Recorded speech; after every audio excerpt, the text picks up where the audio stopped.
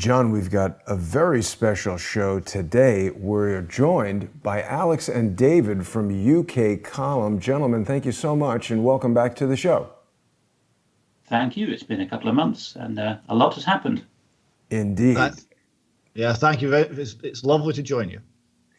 And John, how are you feeling today? I feel great. Thank you. And I'm honored to have you gentlemen here with us.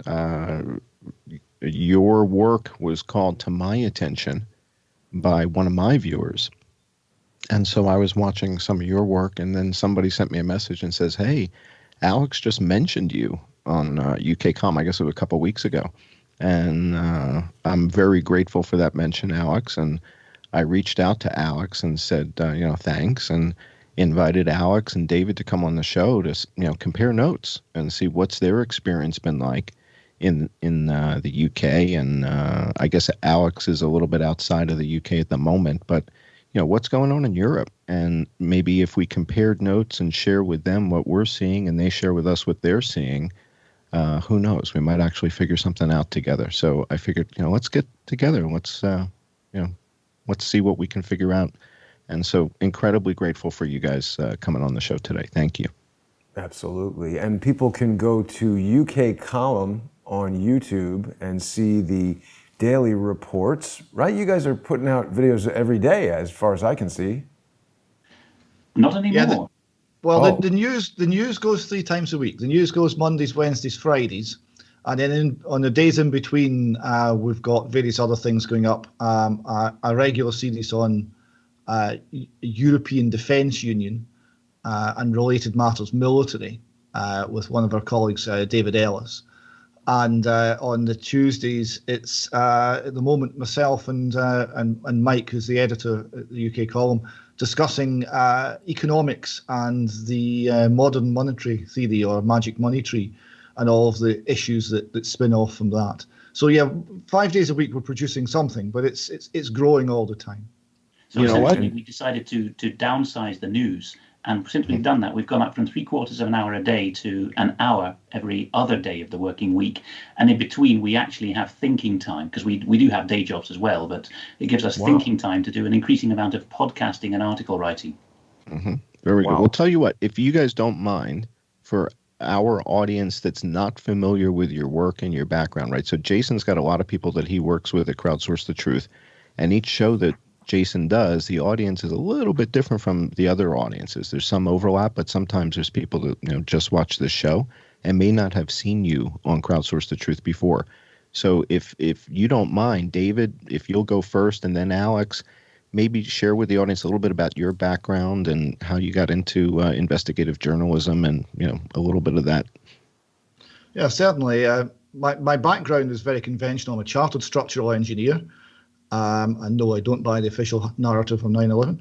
And I was following the work of a man called Robert Greene, who was campaigning against organised child abuse rings in Scotland. And he was highlighting the case of Holly Gregg, a girl in the Aberdeen area, who was gang raped over years by a well-connected paedophile ring, which involved the head of CID of the local police force, a judge, senior people from education, social work, this sort of thing. He pushed to get a new investigation, eventually succeeded. And when that new investigation didn't even involve questioning the suspects, questioning those accused, no one's computer was searched, no one's house was searched, and the police turned around and said, well, there's insufficient credible and admissible evidence, the case is closed. He decided to go public. He named the people, and then he stood for election. And when he stood for election, he was arrested and locked up. And then he was subsequently rearrested and locked up again, this time in remand. And I started to visit him in jail and campaign for his release. And from there, I went to talking about the case on the UK Column, and from there to talking about everything on the UK Column. So, yeah, that was my routine. Mine was a bit different. It certainly is. David is a very fascinating guy, and people should also look for his new YouTube channel, Northern Exposure. There's several of that name, but if you put in Northern Exposure David Scott on YouTube, you'll find it. I was conventional. Well, we're both wearing conventional Scottish check shirts today. No coordination intended there, but conventional in the sense that I was at GCHQ, Britain's sister agency to NSA, as a linguist covering the former Soviet Union. And I emigrated, actually, people can tell from the backdrop behind me, to the Netherlands. That was for marriage. I was getting a bit disillusioned with GCHQ and NSA at the time, but truth be told, it's in the decades since I left Britain and since I left intelligence that I have discovered more about the unsavory underbelly, or I should say top crust, in British intelligence and American intelligence than I did inside, where I had a happy time with very many conscientious and productive people, actually. So like David, and in the same time frame, because there was definitely a worldwide and US and UK specific awakening about child abuse going on in 2013-ish. That's the period when I became an active participant in the movement, and from that time I've been helping first behind the scenes as the European continent correspondent for UK Column, and then in front of the camera as well.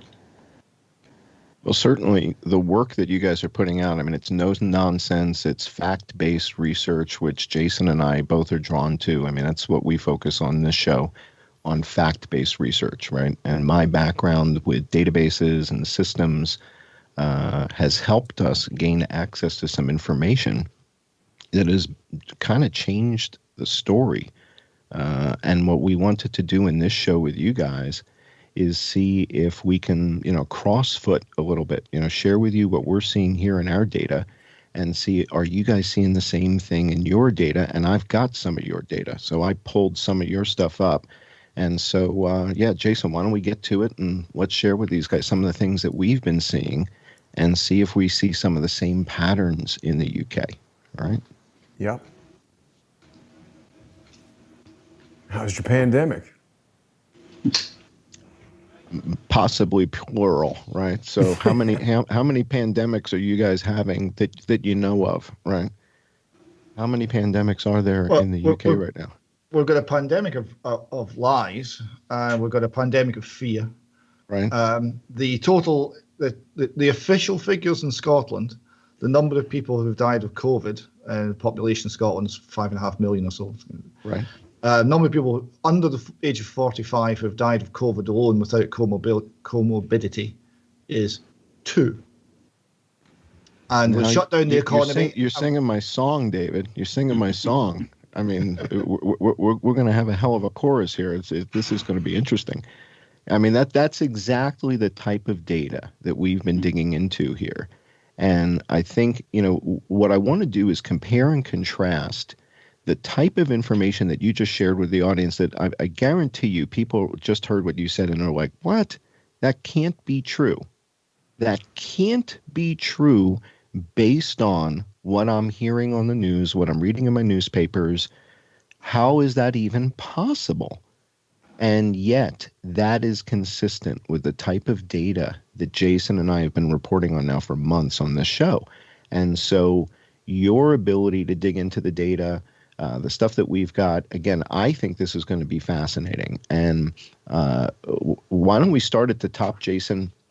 We've got just sort of the big picture numbers, right? What is the big story? What is the global narrative on coronavirus, right? We're approaching 1 million people dead globally, right? So everybody should be sufficiently panicked now, if you weren't already.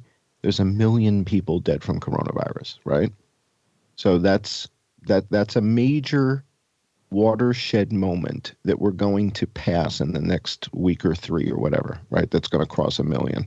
And you're going to hear a lot of fanfare about that. So get ready for that. Let's go to the next slide. This is what it looks like. I charted every single day of COVID. These are the daily deaths of coronavirus in the world. This is every country on earth, every day.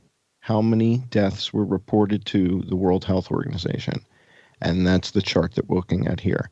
Now, what you're seeing is a binodal outbreak. It had an initial hump at the beginning, then we had a valley, and then we see a secondary peak. But that secondary peak should be the final peak. And now we're achieving something called depletion of susceptibles, which means the people who are going to get it have gotten it. yes, more people are going to get it, more people are going to die, but we should not see a third peak, right? Binodal outbreaks are something that we know happen, and trinodal, I don't think there's anything in history that was trinodal.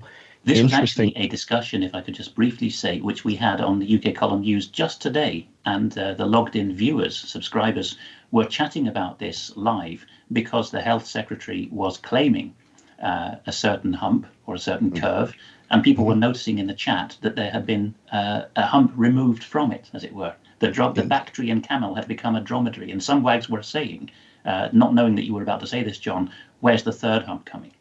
Indeed. And what you're going to see is in certain countries, it's binodal, and in certain countries, it's not. And again, the question that we keep posing is the binodal outbreak a coronavirus? Second node, is it something else that's being misdiagnosed? And if it is, how would you know the difference if the symptoms are almost identical? So that's what we're going to take a closer look at. So the big picture numbers around the world are what we just looked at a moment ago. But let's go to the next page in that deck. So in the UK, so this is the United Kingdom stats as of most recently. So this is from Worldometer. So you guys are posting about 42,000 people dead at the moment. Okay, so that's according to Worldometers in the UK. Let's go to the next slide, Jason. And then the United States, because we have to do everything bigger and better than everybody else, we're at 200,000 people dead. Nobody's going to have any more dead than we are, damn it. That's how we do it, right? Now, interestingly, China has fewer people dead than Connecticut. Well, it's also interesting to note, John, that the narrative has turned seemingly overnight to coronavirus is entirely Donald Trump's fault. Well, sure. I mean, I don't know overnight. I think it's been his fault the entire time. He wasn't taking it seriously enough. And certainly, we hope you guys are taking it seriously. And Alex, please stop smiling. No smiling. We need you to take this seriously. All right. The Guardian is taking it very seriously with this red headline that they're splashing up there. Coronavirus live news. The UK Health Secretary won't rule out a national lockdown. Global cases past 30 million. And one of the things I've been saying to Jason is, I'm not really that interested in case counts. I'm interested in how many people are dying. If everybody in the UK got coronavirus and nobody died, right? I could live with that. That would be all right, right? So I'm not that concerned with cases. Cases is a leading indicator potentially of deaths, maybe, but we have to look at cause of deaths. And David was pointing out comorbidities a moment ago. And we're going to talk more about comorbidities because this is a great way to sort of combine and obfuscate data. And we're going to talk about that in a second. But now all the news, Roy, John, has been talking about a coming second outbreak. That's another thing that seems to have popped up virtually out of nowhere. All the indicators that we're seeing is that death numbers are going down. But everywhere I look, they're talking about the United Kingdom threatening a second nationwide lockdown. Yeah. And here in the Netherlands, there is talk just as we speak, Friday evening local time, the Dutch government is about to announce some measures for at least the western part of the country. Wow. Yeah. And so what we want to do, excuse me, or what I want to do is I want to encourage the population. I want to encourage we the people, the ones that the government is for the people, by the people type of thing, that we the people are looking at the data now. And this is flipping the panopticon around. It's something that Edward Snowden was talking about the other day when he was on Joe Rogan. He did an interview with Joe Rogan a couple of days ago. And he was talking about how, I think Singapore is maybe the best example of the panopticon, right? Singapore put in place a system with cameras everywhere where wherever you are, you're being surveilled, right? You're being seen. And the concern is if you spit on the street, if you spit out your gum, if you litter, you'll be arrested for it. And that's the panopticon. And what Edward Snowden talked about conceptually is that we have flipped the script with the iPhones, and now we're recording them. We're recording what they're doing. And now guys like us, the guys who built these systems, are coming back around. The people who worked on the viruses, like Dr. Judy Mikovits, are coming back around and saying, wait a second, I may not be a whistleblower because I don't work there anymore, per se, right? So I'm not a whistleblower at Oracle because I don't work at Oracle any longer. But I'm certainly the guy who helped put the map together. And so my ability to step in and do things like this and interrupt their narrative is flipping the script on the panopticon. And it was a very interesting observation that Edward Snowden made on Joe Rogan's show earlier this week. And they were not prepared for this. And quite frankly, Jason, I think it goes back to Las Vegas. I think that was the first major event where the panopticon was reversed. And everybody was filming the event with their cameras. And we ended up with more footage than the police. And we flipped the script on the police and on the FBI in that case. And I think that's why that case was a watershed moment in what Edward Snowden was talking about. And I found that fascinating. If I could interrupt just briefly, I would say it's been an evolution of flipping this panopticon. If we believe that Abraham Zapruder was an independent individual, he started that. Then we saw 9/11, there were a smattering of videos. Now we're in an era where if anything happens, George Floyd murder, we've got a 16-year-old on the scene broadcasting to the world. She becomes a BBC correspondent, a CNN correspondent. We're fully in it now. No doubt. And it's not just video either. It's information generally.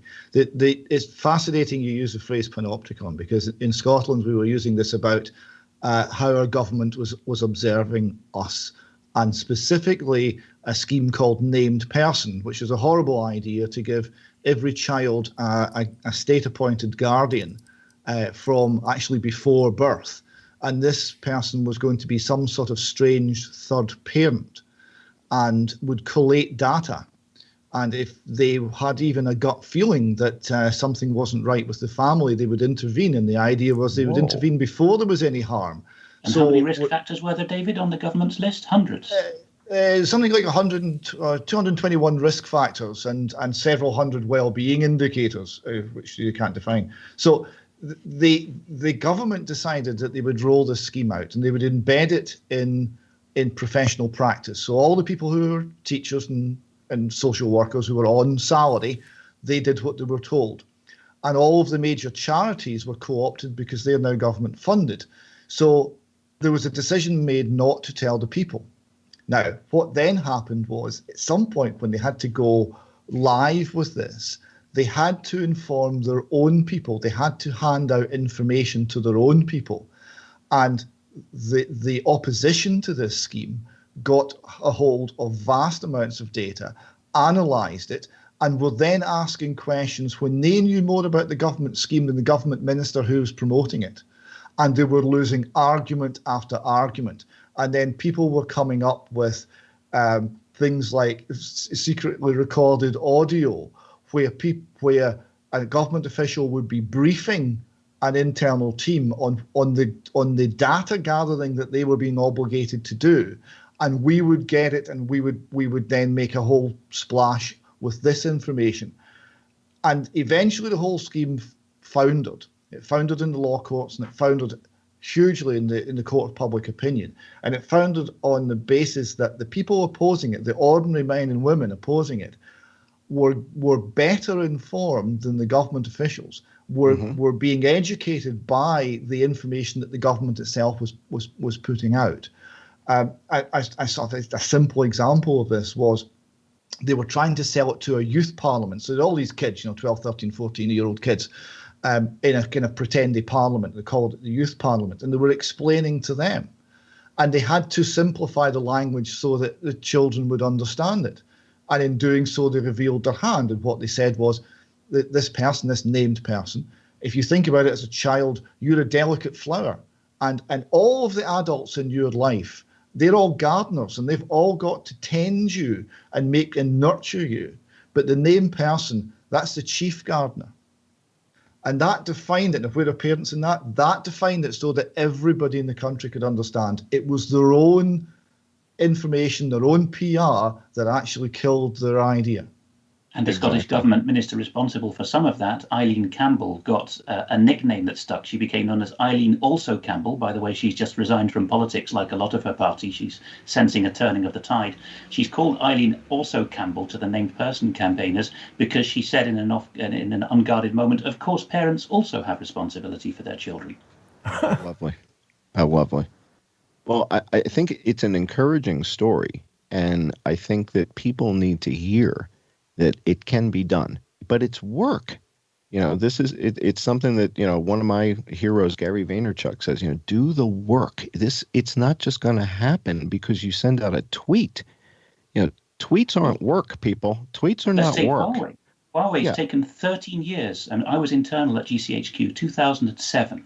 By the way, the same year that was mentioned in Millie Weaver's ShadowNet documentary, her second whistleblower, The Gentleman, says 2007 is when the military, not civilian NSA, but the military, retrospectively legalized interactive information activities, IIA, basically shaping people's opinion. I saw that at my end. But the same thing, another thing that happened in 2007, Huawei became one of the members of the British Telecom-led consortium that provided GCHQ's internal telephony, so the secure phones within that building you're looking at, to speak to ourselves and to the Americans. And at the time, this was discussed in the internal staff news groups. And we were told in no uncertain terms by our own InfoSec arm, which was then called CESG and now has gone to a sexy building in London and has got a much bigger title, the NCSE. We were told, BT has cleared this with the government, stop talking about it. Well, that's one of the things that made me despair quietly. But we get to 2020, and all of a sudden, whether it's fake or real concern, the Johnson government, under quite a lot of US pressure, has said Huawei is not reliable for civilian unclassified telephony. And there's a panopticon angle to that, of course, as well, because with the current iteration of the technology, anything you can look at, you can suck back to China or Britain or wherever else is the controlling hand. So this again is a teachable moment, as John was saying, to keep collecting the data and not to give up, because it may be 10, 15 years before the tide turns on the issue of concern to you. Yeah, wow. Let me just ask you, sorry, John, real quick, Alex, there's been so much talk today, even it's mounting, about Donald Trump's ban on TikTok. And the New York Times put out a video with a litany of, I don't even think they're millennials. Millennials are old at this point. These are like, 19 and 20-year-olds talking Generation about Antifa. how, sorry, what is it? Generation Antifa. Exactly. But they're talking about how, TikTok is no big deal and Donald Trump banning it. What is going on with TikTok, Alex? It seems like the Chinese are intent on permeating telecommunications, and TikTok perhaps is gathering information or even controlling people's phones without their knowledge. I would say that is what it looks like, but there's, without getting into too much of a derailment of John's presentation, there's been a long time agenda for certain people pulling the strings in Britain. You could call them the Oxford Group or whatever, certain people high up in MI6 and the government and the hedge funds, to use China as a test bed for a lot of things. And I don't think the Chinese have got the wherewithal or the interest, as much as the British deep state has, to use these videos ultimately to shorten people's attention span and to put in certain narratives. The big player there is the Tavistock Institute of Human Relations. Read Daniel Estulin's book of that name and read Dr. John Coleman's book, available as a PDF on that. They are the consultancy that use narrativization and miniaturization of video to get memes in the heads of vulnerable teenagers, basically. So I don't think that's ultimately a Chinese agenda, but certainly the clique which is now falling from favour or declining from public view in the British Civil Service under Sir Mark Sedwill, the outgoing, now gone head of the British Civil Service, they were always pushing Huawei and interoperability with the EU and China. The new guys have more of a front of independent Britain, but when you get down to it, the security and defence, although lip service is paid to NATO and the US, it continues to be a Europe-wide defence and security arrangement. So basically, we are promising the Europeans US nuclear technology, nuclear weapon technology is what it comes down to. Wow. Right out of the Clinton playbook, it sounds. Oh, yes. And of course, Joel Skousen has pointed out that PDD 60, Presidential Defense Directive 60, classified text, most likely told the sub-commanders to stand down and to allow a first strike, to absorb it. and it also removed the override at sub-commander level, so that everything goes through the Pentagon only. So it's a multifaceted idea, but certainly Clinton is pretty central to it, both the narrative playing with people's heads idea and the global state building. Well, listen, John, sorry to derail, but yeah, let's get back to the flu and the UK. Yeah, it makes makes a respiratory infection seem uninteresting, right? Yeah. Oh, you've got a fever? Okay. Well, how many pandemics are there in the UK at the moment, right? So we certainly there's a fair amount of stuff to scare everybody about coronavirus, but is that the only thing killing people in the United Kingdom? And if it wasn't, how would you know about it, right? So what if there was something else that was killing more people than coronavirus in the UK? What about, other afflictions? Are other afflictions still being tracked, right? So what about tuberculosis? We know tuberculosis kills 3,300 people a day, right? Now, did that stop? How many? Yeah, 3,300 people a day are dying of tuberculosis. Yeah, 3,300. Mr. Gates, you got that? Bill? Mike, Bloomberg, wake up, Mike. All right, so 3,300 people a day dying from tuberculosis, right? 550 a day dying from norovirus, right? And these things didn't stop when coronavirus showed up, right? That didn't happen, right? But what we're seeing in the press, a lot of stories, a lot of panic in the UK. We're going to lock you back down again, right? So let's go to the next slide, Jason, and let's take a look at what the data is showing us in the UK. Like, what are we actually seeing? All right, so the news it's all panic-stricken. And on the charts, it says that the new cases are going up. And I would like to congratulate you guys, because that means you're doing more testing. And that means your testing efficacy is increasing. You're testing more people. And the more people you test, the more cases you're going to find. And what you may find is that a large number of people have contracted coronavirus and are asymptomatic.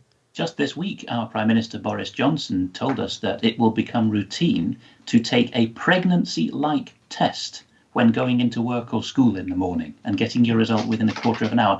This is not the first strange metaphor he's used. Last year, he said that money spent researching how to help the victims of child abuse to come forward, elite child abuse in particular, was money that had been ejaculated up the wall, although he used a boarding school word for ejaculation instead.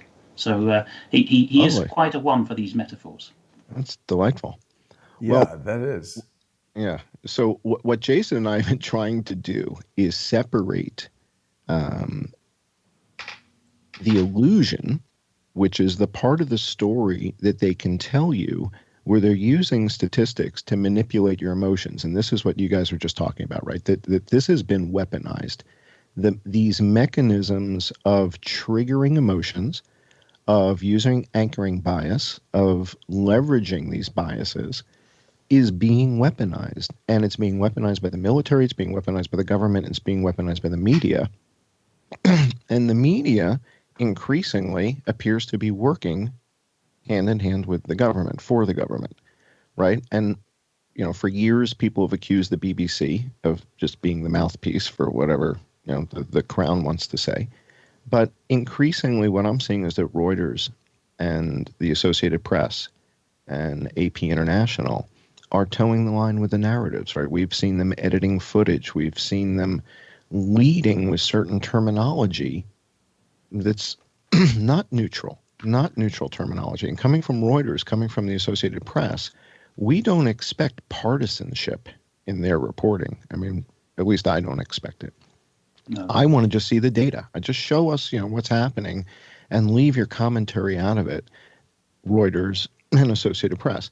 So as we were talking about before, the reason I got involved in this has to do with these maps, the red map of doom, I called it, coming out of Johns Hopkins.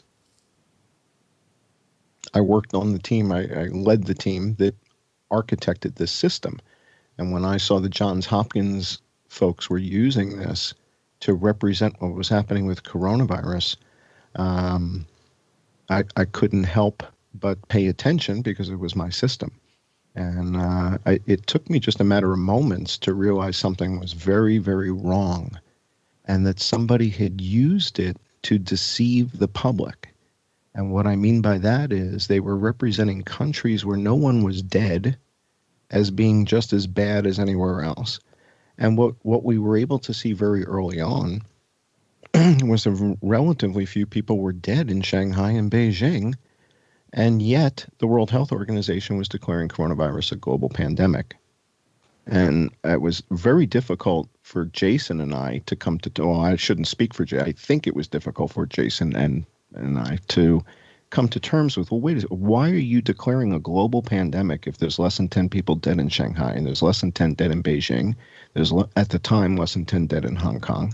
It didn't make any sense, what we were seeing in this map. Going back to the idea of getting in first with the narrative, BBC and Reuters technique for 100 years, of course, as Jason covers with David Hawkins.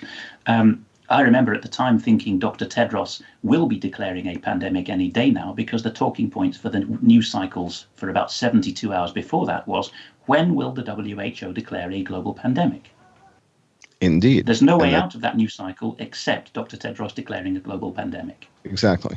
And this, I mean, this is NLP. This is preparing people for what's about to happen, right? And we see so many examples of this, and they're using it now in a mass media manner, and in a way, it's group hypnosis. I mean, this is mass hypnosis. We had a little sort of strange manipulation of the data just before the lockdown in the UK. Because we were reporting all of the hysteria and the hype over COVID, and we were comparing it every week to the figures that were coming out of the Office for National Statistics, which showed that the total deaths in the UK were running below the 5-year average. And this went on week after week after week. So this panic rhetoric was hyping up, and the death rates were doing nothing at all in the UK. And then they changed the way the statistics were gathered to essentially bring forward a whole lot of deaths that would have been counted in the next week. And that made the figures go just above the 5-year average, so that it looked like there was an upward trend. There was then the lockdown decision, and it was after the lockdown decision that the real spike in deaths, and we'll maybe have a chat about why that is, that the real spike in deaths actually kicked off. And in fact, all 4 of the nations in the UK and the Republic of Ireland outside the UK have all seen that the long-established government central statistics bureaus, it's the Office for National Statistics in the UK and another body in the Republic of Ireland, have been usually keeping accurate tabs on the reporting. But the public health bodies in each of these 5 different jurisdictions for health purposes have been putting out politicized statistics, to the extent that even Britain's Conservative government now has had to say that Public Health England in particular was so politicized that it had failed and would be replaced with, quote, a future-facing organization. Wow. You gotta love it. Well, I went to the Office of National Statistics this week, and I got some of your reports, and we're going to take a look at them, and we're going to see what the data shows versus what the media is telling everybody, and see if they're the same or if they're different. So let's see what we've got. In order to give you guys some perspective as to what we're looking for, this is what we found in the United States. So I'm looking for similar patterns. And yes, this is confirmation bias. Yes, it is. I know when I'm using confirmation bias. I know what I'm looking for, right? So I'm looking for something in particular. And if I don't find it, that's okay. We'll move on, right? But I know there's a certain pattern. What we found in the United States is that more people have died of coronavirus and influenza than not. So of all of the reported coronavirus deaths, more than half of them also had influenza. And that's really important because of the symptoms that we've heard described with coronavirus. We've heard symptoms of people not being able to get enough oxygen, and the symptoms look almost like an altitude sickness. And why that's interesting is that was one of the symptoms from H1N1, the Spanish flu, in 1918. They called it the Blue Death because people's lips were turning blue because they couldn't get enough oxygen in their lungs. So the symptoms of the Spanish flu and the symptoms of coronavirus are remarkably similar, and yet from a virus standpoint, they're not even in the same family tree. Influenza and coronaviruses are different branches of the virus world. They're like, one's like a poodle and one's like a bloodhound. I mean, they're completely different. So why would they exhibit these same characteristics? The other thing that Jason and I heard just a week or two ago from Dr. Joel Graf was that in 1918, the Spanish flu exhibited something remarkable that he never even studied in medical school, called a cytokine storm. And now, one of the defining characteristics of coronavirus is the cytokine storm. So the question is, are we seeing an outbreak? Are we seeing the worst outbreak of this H1N1, the Spanish flu virus, since 1918, simultaneously with the coronavirus outbreak? Are we witnessing two pandemics at the same time? And that the H1N1 is really the one that is the most deadly. And that's what we've been trying to figure out, is we're tracking influenza and we're tracking coronavirus. And in the United States, we have more people dead from influenza than from coronavirus. And it's like, whoa, wait a second. I thought there was a global pandemic of coronavirus. How would we have more people dead from influenza? And that's what has happened already. So this is the big break that we had, was that there's more people dead in the United States from influenza than from coronavirus, according to the CDC's data. And we're going to their system to get their data, and we're charting it. So Jason, let's take a look at that next chart that I had pulled up, if you can. All right, so this is the data and where we get it at our, government CDC thing, which is like, where you guys go, the same sort of site. I get the data, I download it, and then I chart it, and that's it. And these are their numbers updated, within the last 24 or 48 hours that I'm using in these charts here. So let's go to the next page, Jason. Let me show these guys kind of what this looks like. So one of the things that we found in the United States is that categorically, if we look at, can you zoom into the legend there, Jason, up by that blue part of the, there we go. So people who have died of coronavirus in the United States, 0 to 64 and 65 and older, that's the distribution.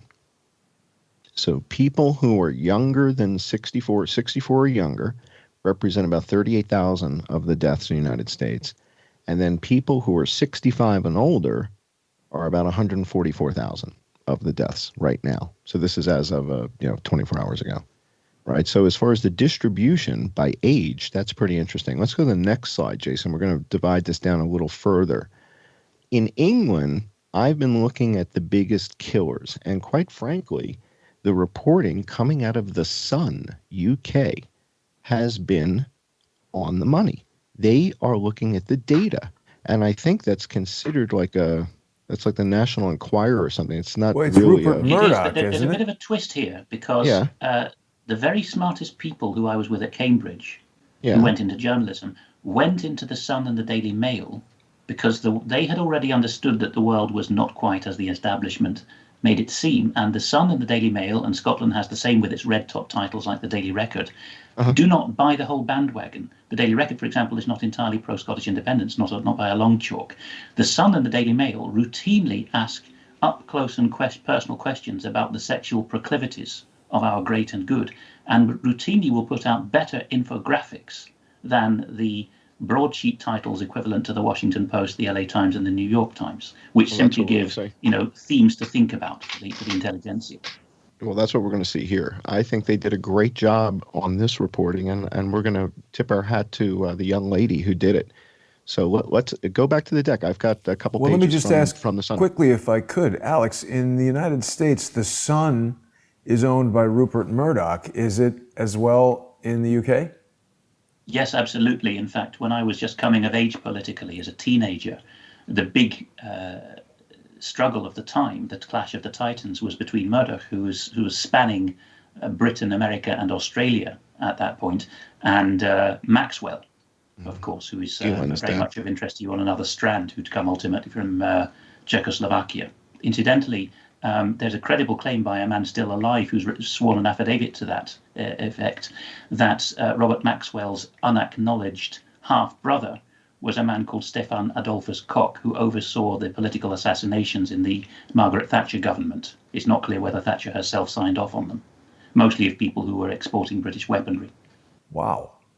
And of course, Rupert Murdoch is long friends with Robert Maxwell, pictured here fairly recently with Ghislaine Maxwell. We've spoken quite a lot about some of the weird reporting in Murdoch's New York Post and even on Fox News related to Jeffrey Epstein, but we digress for a moment. Back to John's deck. Alex said the sun is echoing infographic. Sorry, John, we're losing you there. Data. John, can you hear us? We lost you there for a second. You're back. All right. So I'm finding that the Sun UK is putting out excellent infographics that are data-based, right? And one of them is where they're putting things in perspective regarding what is killing the most people in the UK, right? And what is happening right now versus the 5-year average. And this is the sort of thing I like to look at to get a sense of perspective. Where does COVID-19 fit in the grand scheme of things? And is the reaction commensurate with the threat, right? And I do have to leap in although I'm not medical, I do have to leap in on that top item, dementia and Alzheimer's disease. A lot of UK column reporting through Brian Gerrish, who is our founding editor and takes the lead on a lot of the reporting on the underbelly of the health system, indicates that a decision has been taken across the British health jurisdictions, which of course are England, Scotland, Wales, Northern Ireland, and further afield as well, Australia, Canada, to deliberately withhold food from and more particularly dehydrate a lot of elderly people, which produces symptoms akin to dementia. Some of the recordings of dementia, which probably put it up in top place there, may by this point be various forms of what are horribly called care pathways, which is a decision to kill people by withholding water. Well, and if some of your viewers might find that unbelievable, but it is absolutely spot on, and it is acknowledged. The phrase to search for is the Liverpool care pathway, which was an official scheme within the NHS for hastening the death of elderly people. We just in one county in England, Cheshire, Dr. Mark Jones produced a whole bunch of people whose mothers were done to death that way, which you can find as a podcast still on the main front page of UK column. I think Feet of Clay and Clapping for the NHS, that podcast embedded in that. They're strong Northern English accents and a bad phone line, so you'll find it hard. But if you zip to the last half hour of that, Dr. Mark Jones himself, after presenting the ladies who spoke to him, he has a clearer voice and a better phone line, and he's very emotional, of course, but he's describing how the model works. And at the end, he specifically refers to how, I think it was, I forget which US channel it was, but very recently, a US channel pointed out that the sum had been put of $1 trillion on the value of that death industry to the US, which is lawyers getting involved deliberately to dehydrate the vulnerable and steal their assets. Boy, it sounds remarkably similar to what's been alleged here in New York State with Governor Andrew Cuomo moving the elderly into, kind of consolidating them with coronavirus patients. That has been a particular Scottish lead, actually. There's been a lot of toing and froing that David can talk to briefly, I think, on the policy of sending, should we say, death trap COVID-positive patients back into care homes. Again, a Western world problem generally, but Scotland was in the lead there, I think. Well, I mean, it sounds to me like this is falling into motive. This is scary, creepy, getting into motive here behind, Jason, what we're seeing in the United States, which is remarkable death counts beyond what they're telling people on COVID. All right, so the number. If Americans want to know what's going on, you can best look to Scotland and to Victoria, Australia, because those two are the Northern Hemisphere and Southern Hemisphere laboratories for what will later be trialed in the US, I think. Sorry to cut you off, David, but I want to make sure people understand that this could be the motive behind what's going on here, is what you guys are reporting. And this is why I wanted to get together with you guys, because you're sharing an aspect of the story that people in the States, I don't think they've heard this. So please go on, David, please. Well, let me give you a couple of examples. One was from a large hospital in Lanarkshire in central Scotland. When the COVID crisis was just kicking off, The medical staff were all summoned into a room and they were briefed on the changes of policy. And the changes of policy were everyone over 45 was going to have a do not resuscitate notice posted into their file. So if you're over 45, that's you. Now, it was then followed up with don't tell the press. It was then followed up with if you leak this information, you won't have a job anymore. And remember, with the NHS in Britain, it's a monopoly employer. It employs something like 5% of the UK workforce. So if you're a medic and you lose your job with the NHS, you lose your career. So that's one data point. Another data point, another thing we've been informed of by very frightened medical personnel who won't go on the record because it means their career, is the pattern of seeding sick people with respiratory illnesses, COVID, influenza, what have you, into geriatric wards or into care homes. And this is simultaneously being done with the do not resuscitate notices, and do not resuscitate notices were giving out to entire populations of care homes in Scotland. I mean, everybody got one. We've reported in the column a letter given out to the relatives to explain why everyone in the care home had a do not resuscitate notice, and why if there was a problem requiring medical attention, no medical attention would be given. And so, as well as seeding illness into the care homes and into the geriatric wards, you had the DNR notices, and you also had the removal of medical support. So if someone was ill in a care home, there would not be blue flashing lights. They would not be taken to hospital. The doctor would not attend. The doctor would phone and give the care home staff some advice, and that was the sum total of the care, of the medical attention given to that person. So we're looking at this very strange spike, which in the statistics, which happened after the lockdown. So it's after the rules came in, the deaths spiked, and they spiked dramatically. They spiked very late in the season for flu or any other respiratory illness, and they spiked very suddenly and declined very suddenly. None of it looks familiar. None of it looks like the sort of statistical signature of previous epidemics. That's what we're going to talk about more. Yeah, we're going to talk about that because these patterns, I mean, if they stand out, if they're outliers, well, that matters, right? And we need to pay attention to that. So let's go to the next slide, Jason. Let's see what we've got next, because this is where we're going to get into the data. So this is where I went to your Public Health England, and I pulled down your reports. So this is the body that the government has admitted is not fit for purpose. It has been massaging the figures. Oh, my goodness. Oh, my goodness. Do they know Fauci? Do they know that guy? Come on. Yeah. So this is what it looks like, ladies and gentlemen, when the government puts out reports that are not fit for public consumption. These are those reports. So what they reported, basically, is an outbreak of influenza in the UK.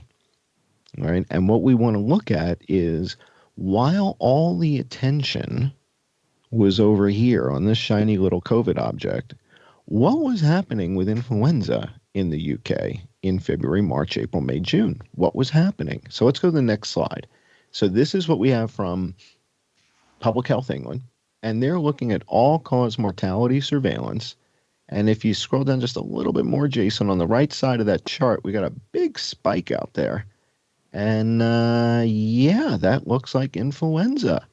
So yeah, let's just not talk about it and move on and ignore it and pretend that it's not there. So this is a major spike in weekly observed expected all-cause deaths and ages, and it's influenza, and it's this season, and it exceeds every previous year on the chart.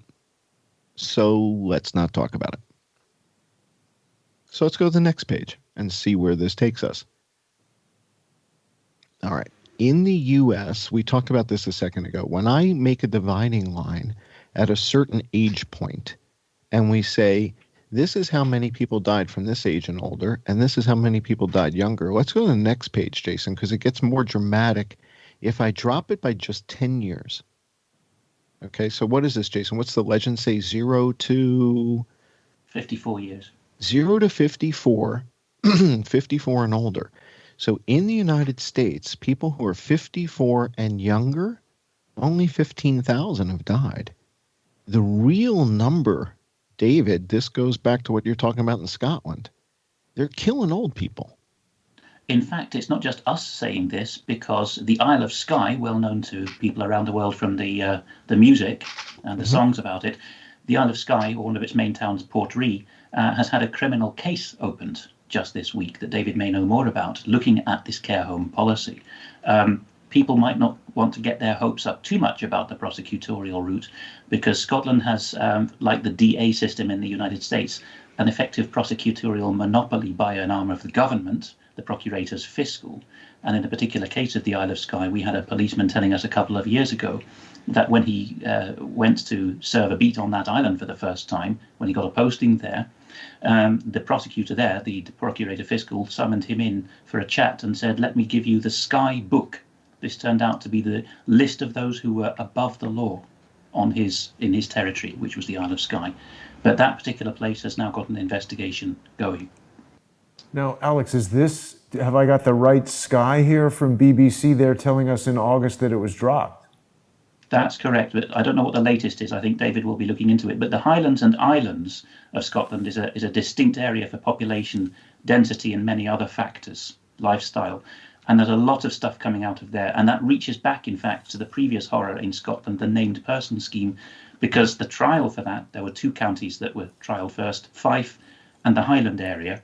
And the Highland area is now, well, it pioneered the named person scheme quite horrendously. There's a lot of data issues around how the council treats young people in Highland. So it seems to be very clustered. And in fact, just today we heard that Inverness, the only city in the Highlands, is clearing mental health people out and putting them in, I think, some kind of other clinic setting, I forget the details, in order to clear hospital beds for a second wave. It's remarkable how localized these things are sometimes. Let me just, on that, just throw one other little data point on. I was speaking to a local nurse who worked in the local mental health hospital, and her speciality was people with drug and alcohol addiction and weaning them safely off their addiction. And her entire department was closed at the onset of COVID in order to clear the decks and create capacity for COVID nursing. And she just couldn't believe it. So everyone's been locked up. Drug and alcohol abuse are going to be going off the charts, and people are going to be deciding to come off these things without support. And I know that this will end up with more deaths, and no one's listening to me. So there's this huge pattern of decisions being made by the management levels within the NHS that the practitioners who actually know how to care for people look at and they cannot understand. It's the very reverse of what they see as obvious good decisions. One of the articles, I think still on the main page there, the bottom there that you have open, Jason, is called Towards a Million Change Agents. We pinned it to the bottom of the page because it's a classic, I think, piece done for us, talking about the National Health Service. And yes, the National Health Service does have 1 million employees. It's in the top 5 of the world's employing organizations by number, up there with the US military and the Chinese military and so on. Indian Railways, I think, completes the set. And, James Dellingpole, a dissident commentator, noticed just this week that the National Health Service now employs more than 5% of either the national or even the working population. I forget which of the two it was, but the phrase he used was something like, it'll be sucking every penny out of the depleted tax coffers. And we see that with this concept, as we reported on UK Column News today, of it's the equivalent in national health triage of officer safety first. The whistleblowers coming from all over the British Isles are saying two things to us and other outlets. One, we're not allowed to say which parts of our hospitals are closed. That would give the game away. And wow. If I could remember a moment, the second one is, I think, the extent to which the National Health Service has been privatised behind the scenes, and the amount of mind control stuff going on. Wow. So yeah, this is a quotation that was taken from somebody within the efforts to reframe the National Health Service when this got going. By the way, mental health services are crucial to this because they were one of the first areas privatised out of the National Health Service, which we were told in 1948 when the NHS was set up would never happen. But it started with mental health over a decade ago. But even when the non-mental health parts of the National Health Service were being reprogrammed, reframed, using some of the techniques John was mentioning earlier by new style trainers, there was this phrase being used: "I want all of you to be change agents." Mm-hmm. Yeah. Now, it's a common term.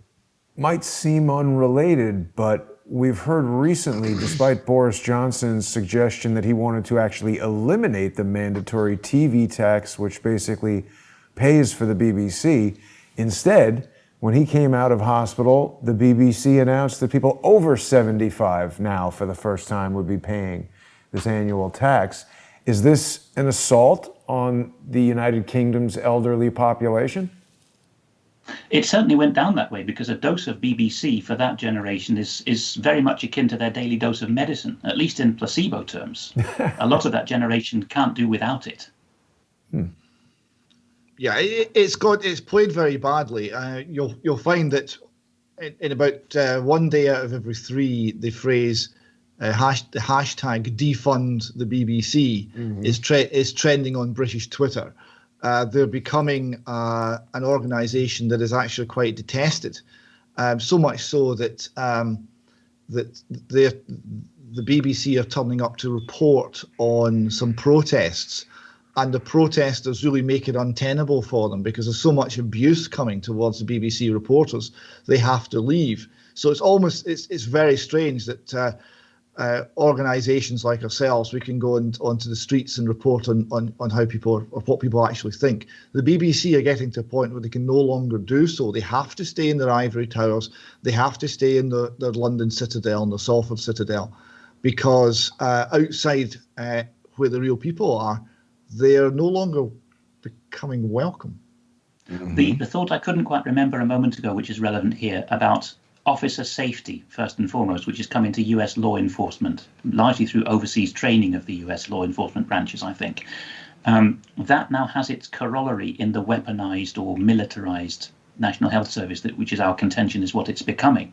Because, as I said a moment ago, James Dellingpole and others are saying, look, it's a bloated beast sucking the teat for all of the goodwill of many hundreds of thousands within it. It is collectively sucking a tax teat that is diminishing to zero over time with the demographic change.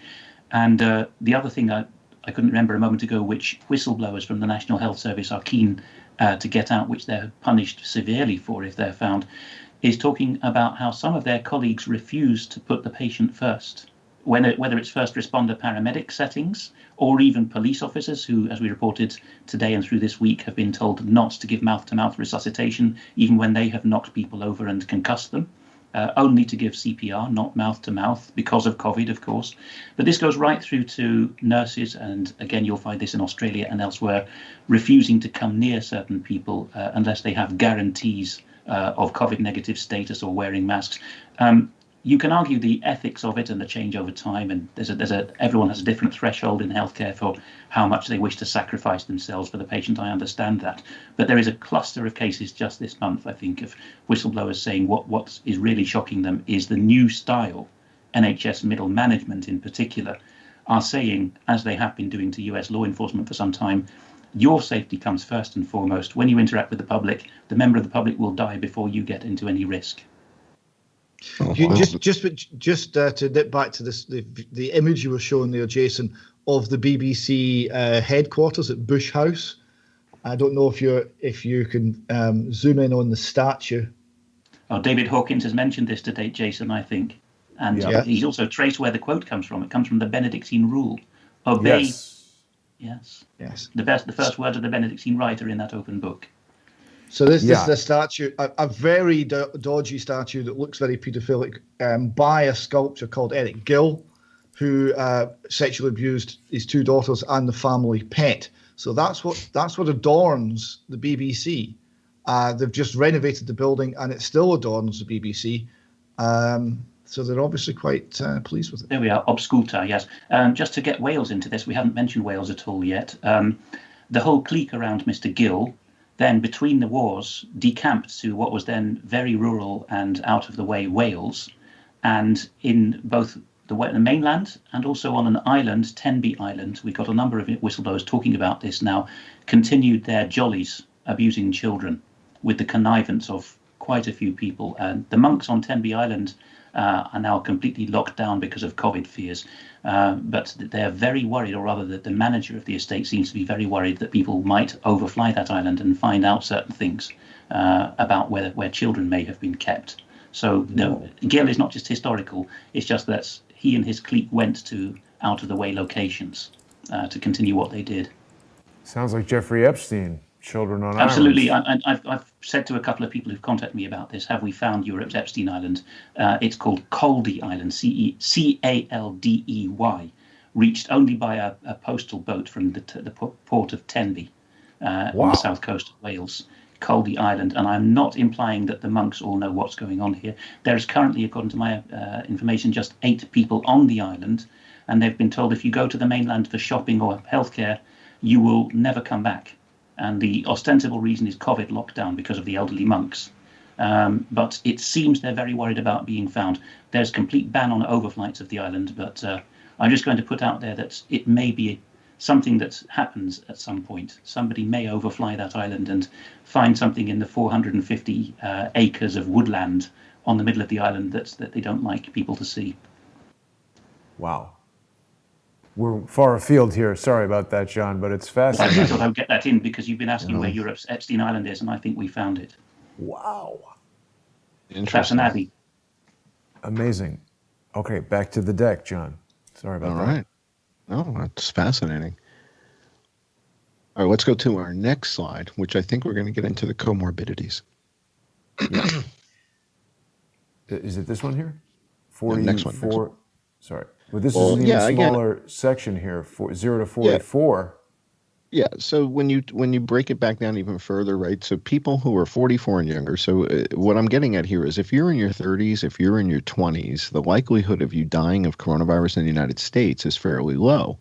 And so these are the kind of statistic breakdowns, the categorical breakdowns that we've been doing to look at using the CDC's numbers, what's happening. And what we're seeing is consistent with this very upsetting behavior that David just described up in Scotland, which is it appears they're almost purposefully letting the older people die.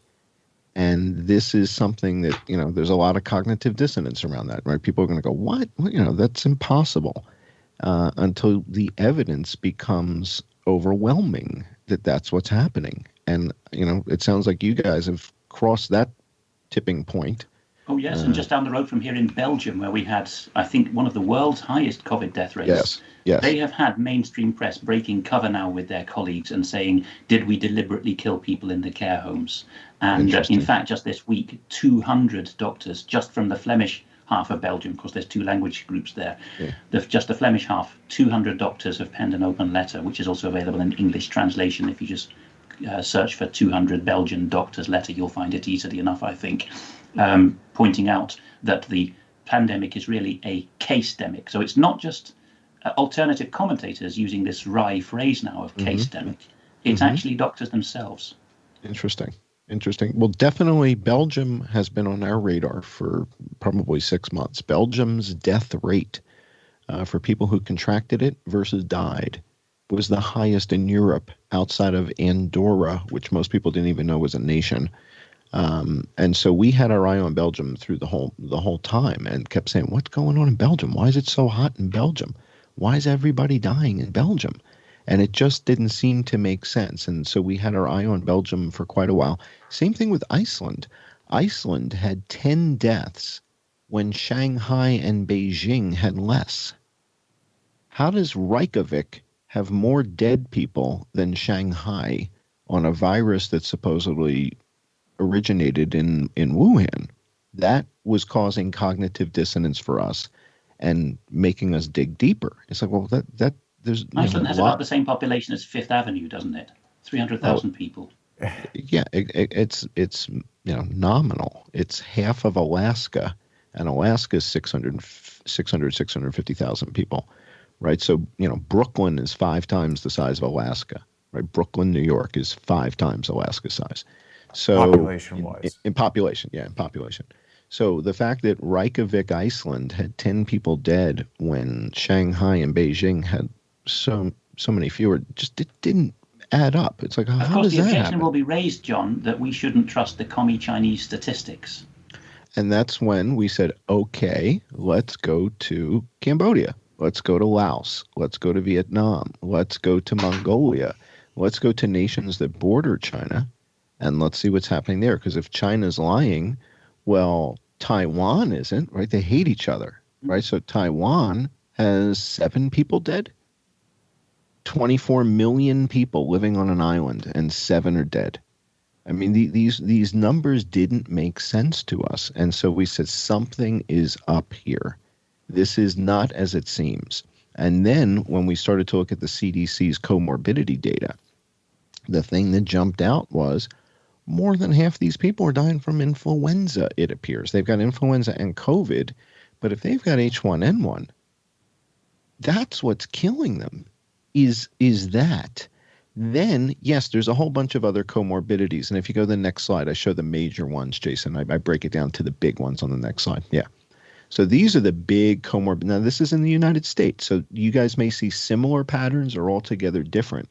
But what they're doing here is categorically telling us, what is also killing people with COVID. So these are the comorbidities. And vascular dementia and sepsis and kidney failure, and then malignant neoplasms, that's cancer.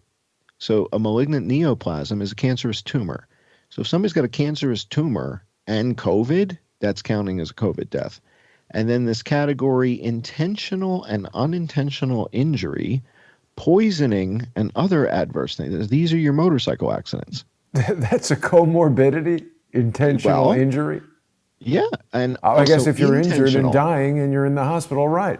Yeah. All right. Two things about comorbidities. One is UK-wide. It's now been split up into the different nations, but UK-wide we used to have a standard form for death reporting on the certificates. It used to require 2 doctors. There used to be far more reasons for autopsy than there are now. This has all been happened recently before the COVID outbreak or whatever it is, which is itself suspicious. But the old style, some of our family doctors still spent most of their career doing, was you would report the fatal causes first, and then in a separate section, sometimes with a different Roman numeral, the contributory causes. And that's we've seen a number of things. I mean, part of that horrible story I was mentioning a moment ago that Dr. Mark Jones brought out in the podcast with Brian Gerrish is it's the undertakers that notice the emaciated condition of the elderly and children. There's no more weighing of corpses at death, not just an autopsy. There's pressure and financial reward, often ghoulishly called ash cash, if a doctor will sign off for a cremation. These are some of the things that's going on. Financial nudges through the system, not just nudges in terms of behaviour. That's a big thing. Britain now has the nudge unit, the behavioural insights team, which, by the way, during this pandemic, supposed pandemic, wrote that the British people were not yet afraid enough. We broke that story as well. A team called SPIB talked about that. But there's lots of nudges towards quick cremation, no weighing, no autopsy, particularly if they're after the assets. Legally, again, Britain has got non-common law categories of courts that have come in the last 20 years. The family courts have gone off the record in the sense that they're private. It's a serious criminal offence to report what goes on in these courts now. And then for the elderly, we have this thing brought in about 15 years ago called the Court of Protection, which seems to be where the lawyers reside who work out where the really juicy pickings are to declare the elderly or otherwise incapacitated people a ward of court.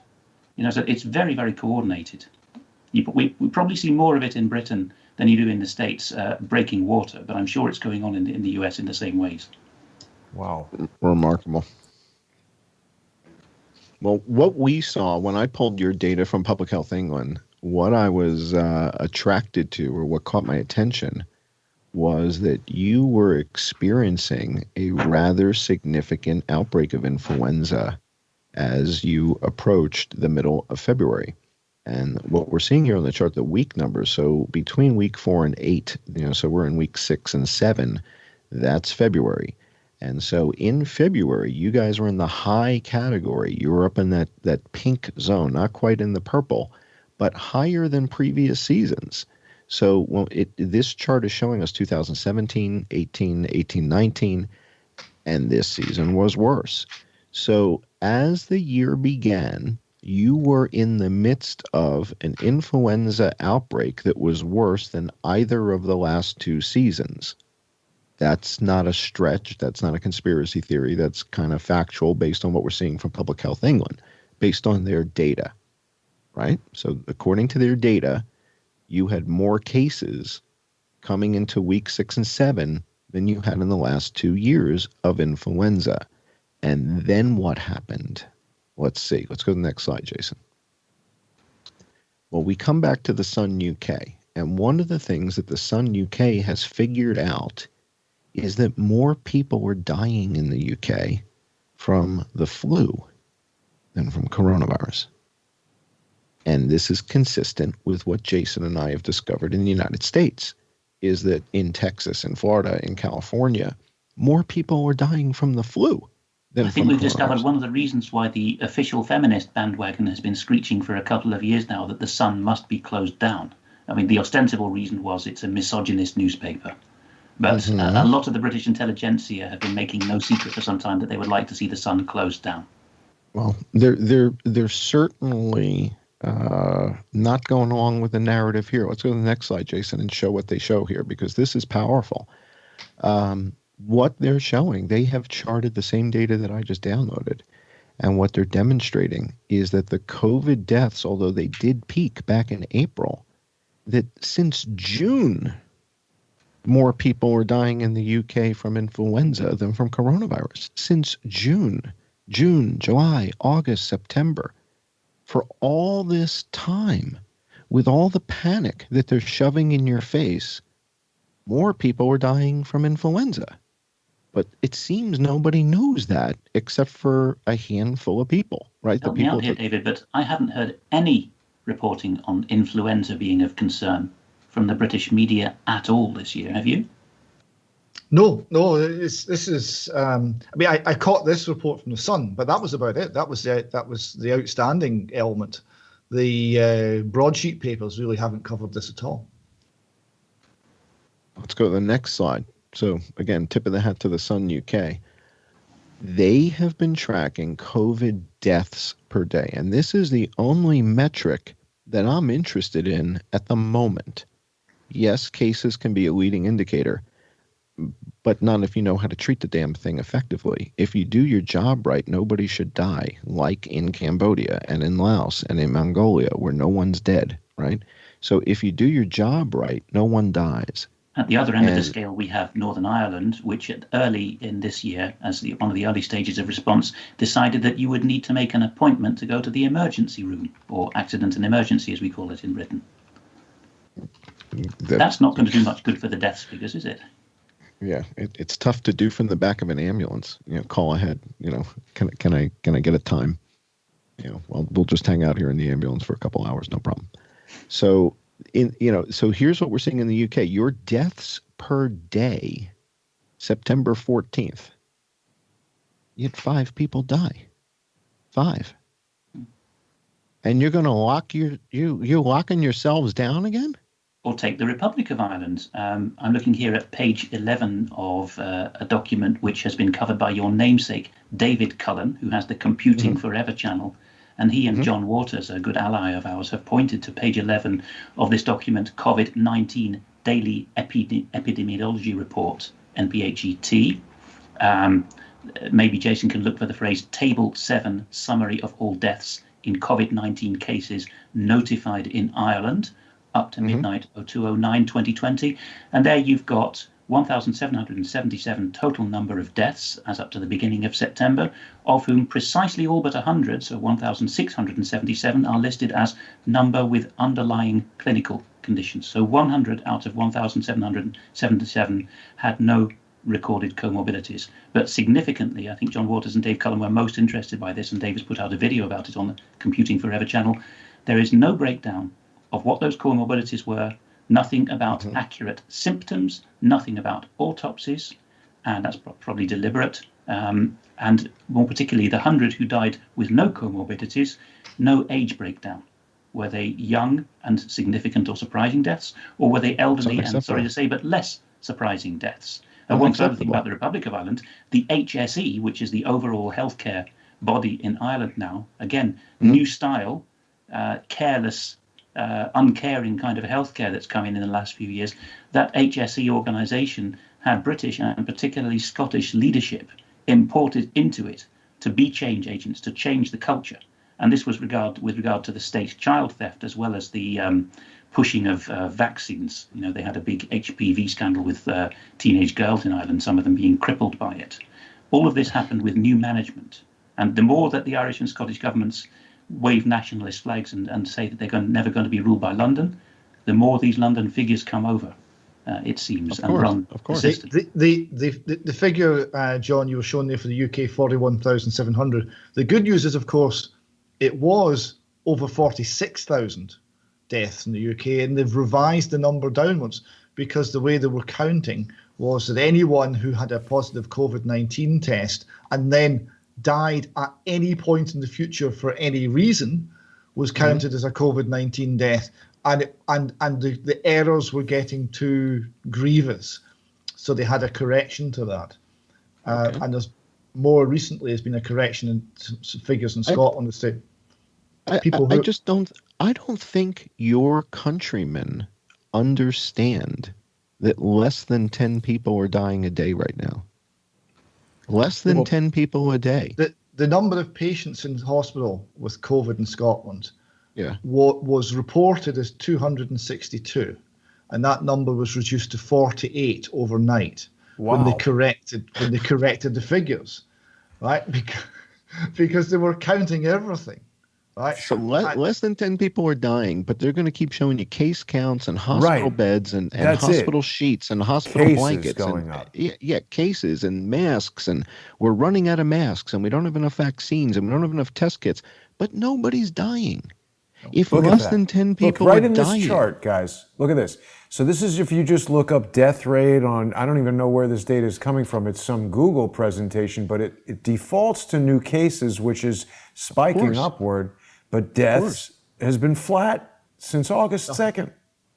You don't have 10 people dying a day in the UK, right? I mean, that's one lorry accident, and you got 10 dead.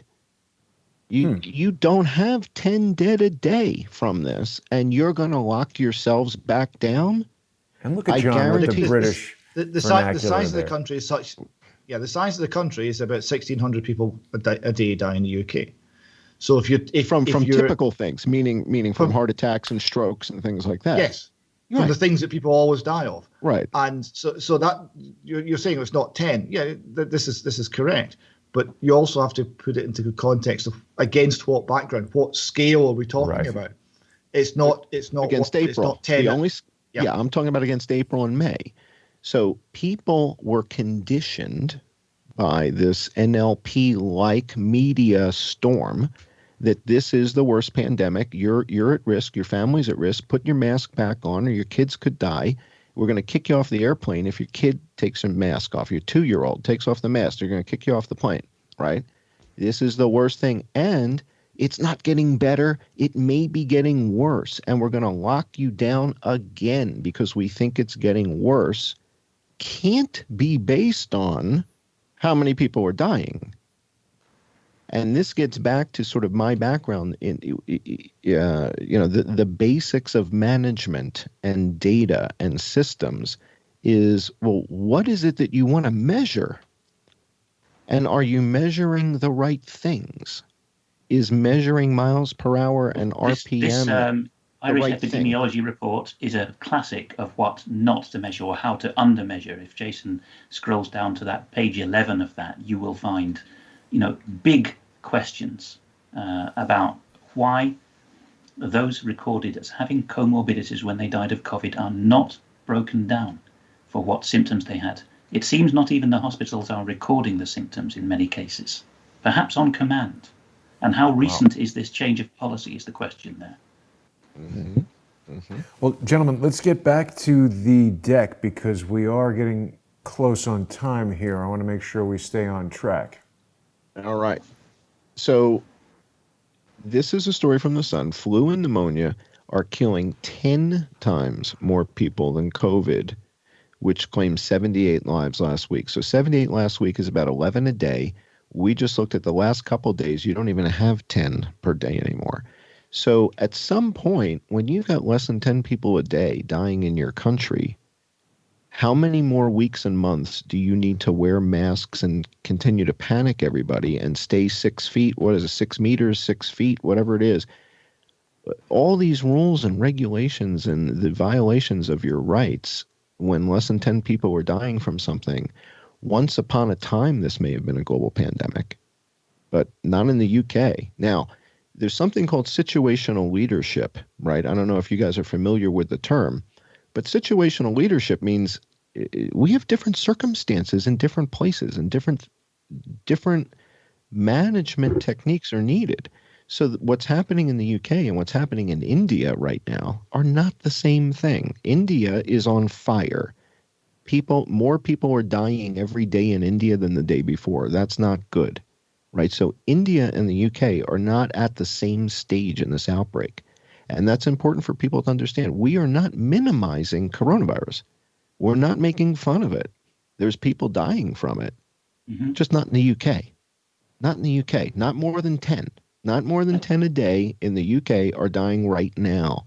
And we should say, for those who doubt that there is such a thing as some horrible respiratory disease that's unprecedented affecting people, we are seeing that. Acquaintances of mine, just in this area, the Rotterdam area in the Netherlands, have been admitted, young and old, this year. And hospitals have been shocked at the horrendously messy lung x-rays that are coming out for these patients. I have to put that in there because we do see a contingent of our viewers who say there is no COVID. I can just about understand as a rhetorical argument, but that there is nothing, that is a step too far. I think John is making that point very eloquently. There is something very horrible going on. Yes. My concern, though, is that it's something that happened with my daughter, and I brought her into the hospital, and I thought it was one thing, but it was something else that looked like the other thing. And I'm wondering how much of that is happening here, where because of all the panic, when someone goes into the hospital with a cough, with congestion, with a fever, it's immediately we're COVID. We've been programmed, right? We've been programmed that we're looking for COVID. Oh my God, it could be COVID. And we test for COVID. But might they also have H1N1 in addition to COVID?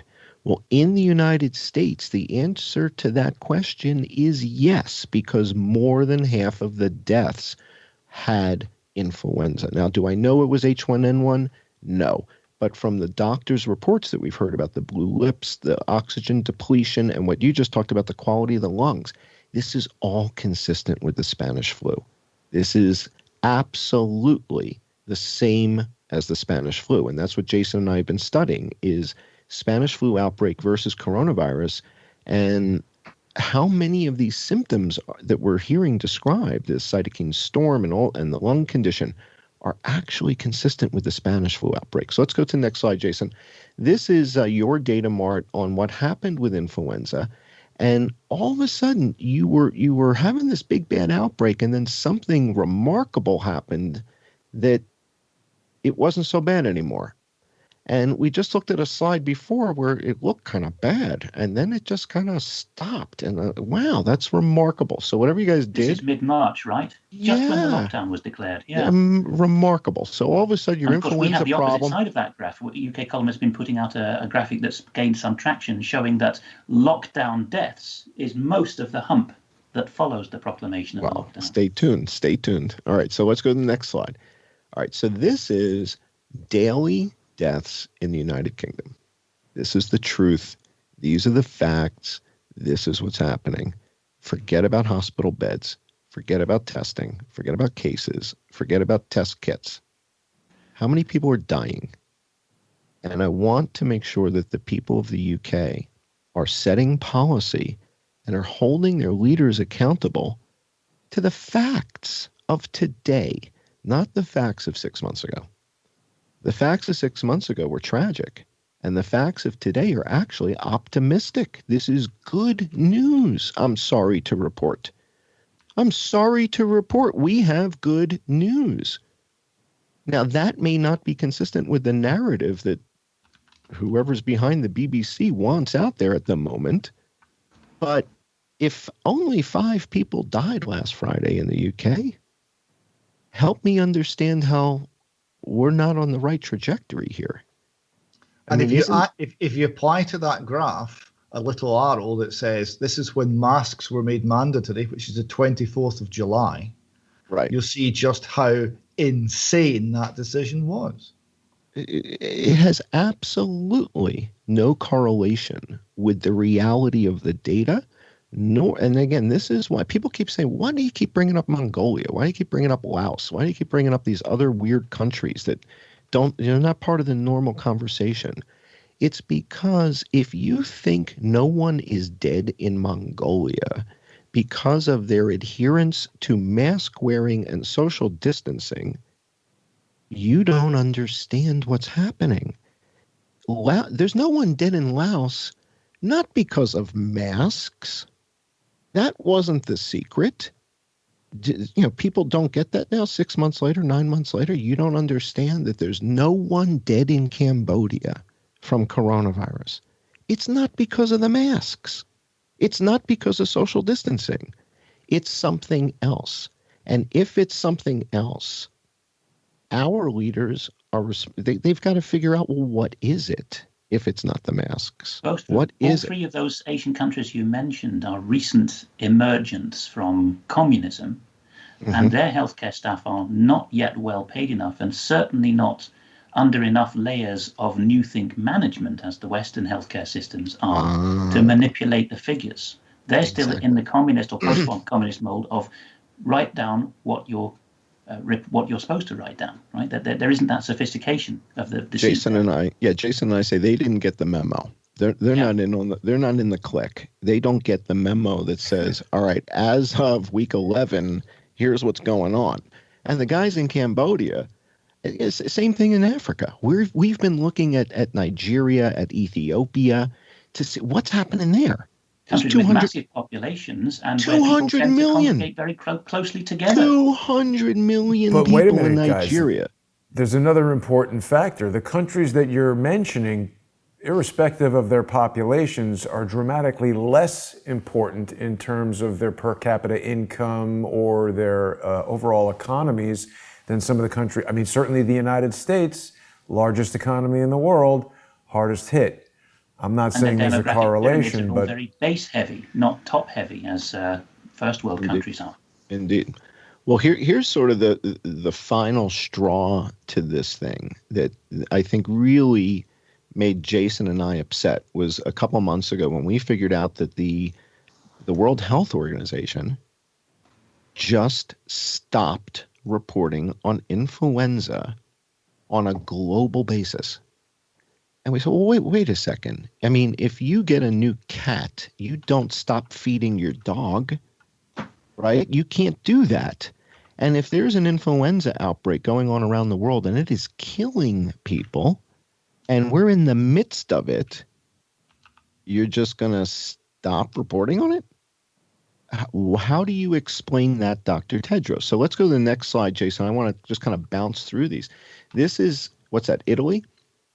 Italy was having an H1N1 outbreak, and miraculously by week 11 it was over. We go to the next country, and in France, they were having an H1N1 outbreak, and by week 11, miraculously it ended. And you see how there's nothing since then. Nothing. Nothing. These are extremely dodgy graphs, to use a bit more British vernacular. Indeed.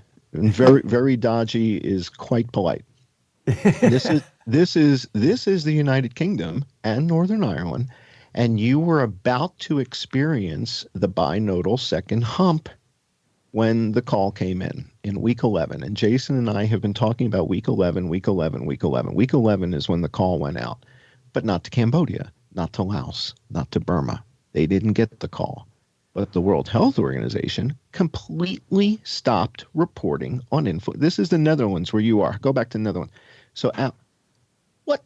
How does it just go from sky high to gone in 2 weeks, 3 weeks? I'm How did stunned that? by that. I right here in the Netherlands, pretty much in the heart of society, geographically in the middle of the country, lots of contacts, different walks of life, lots of medics talking to me. I didn't have a clue from media or general personal contacts that there was such a wave of influenza in the country.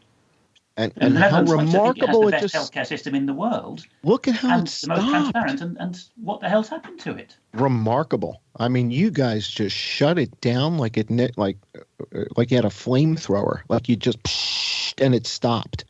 Incredible. Let's go to Lithuania.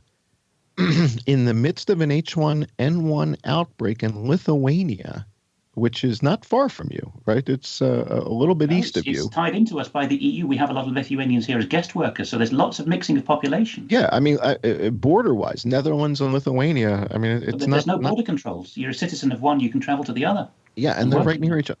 But you're in the midst of an H1N1 outbreak in Lithuania, and then no more Moreover, reporting. they're in the same climatic and demographic zone of Europe, so you would expect very similar population behavior. Now, Turkey has about the same population as Germany, about 85 million, give or take. They're in that 85, 90 million range. Turkey was in the midst of an H1N1 outbreak, and World Health Organization... They gave up week 6 to destroy Libya. Week 5. Yeah, week 5 was it.